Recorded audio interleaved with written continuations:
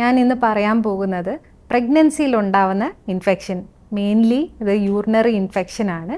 അപ്പോൾ പ്രഗ്നൻസിയിൽ urinary tract infection എന്തുകൊണ്ടാണ് important ആയിട്ട് എടുക്കേണ്ടത്?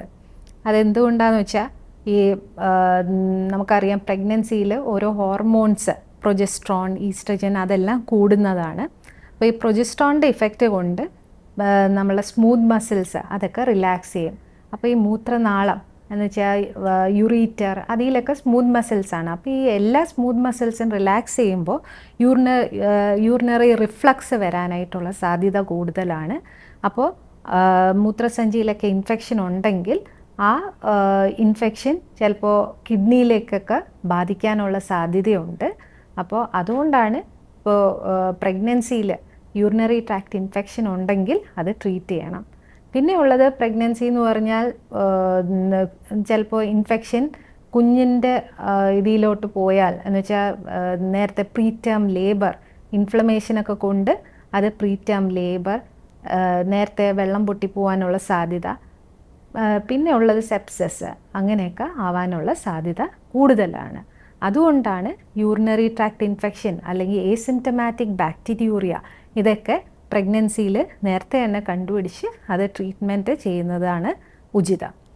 അപ്പോൾ ഈ യൂറിനറി ട്രാക്ട് ഇൻഫെക്ഷൻ്റെ സിംറ്റംസ് അതെന്ന് പറഞ്ഞാൽ നമ്മൾ സാധാരണ കാണുന്ന ലേഡീസിൽ ഉള്ള സിംറ്റംസ് പോലെ തന്നെ ആയിരിക്കും.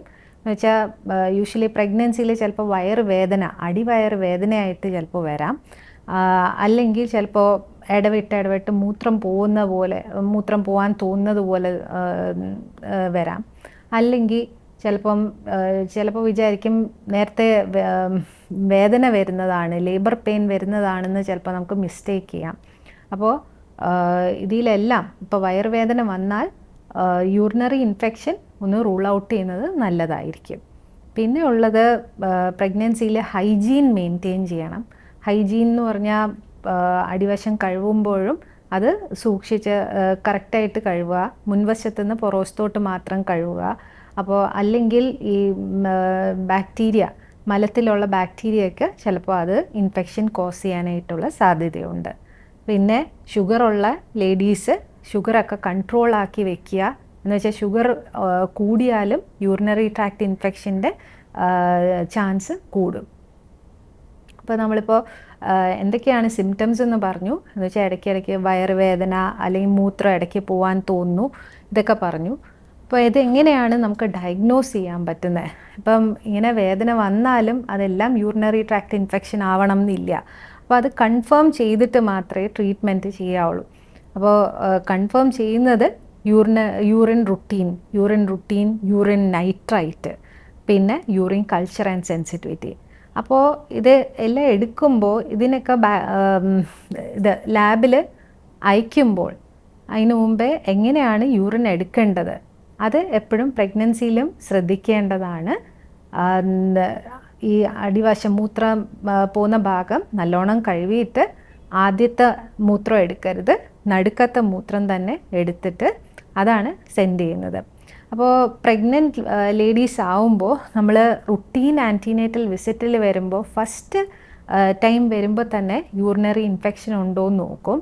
എന്ന് വെച്ചാൽ യൂറിനറി ഇൻഫെക്ഷൻ ഉണ്ടെങ്കിൽ അത് ട്രീറ്റ്മെൻറ്റ് എടുക്കുന്നത് തന്നെയാണ് ഉചിതം.